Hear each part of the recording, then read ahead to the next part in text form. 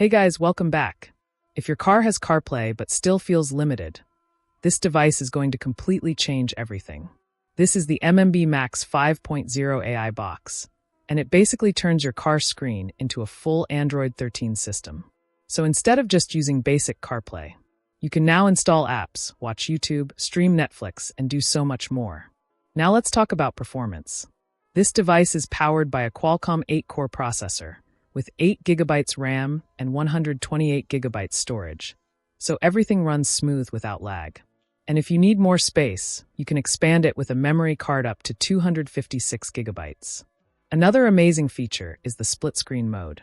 You can run navigation on one side and watch videos or control music on the other at the same time. It also supports 4G SIM cards, which means you don't even need your phone for internet. Your car becomes fully connected on its own. And of course, it has wireless CarPlay and Android Auto, so everything connects automatically when you start the car. The best part, it's plug and play.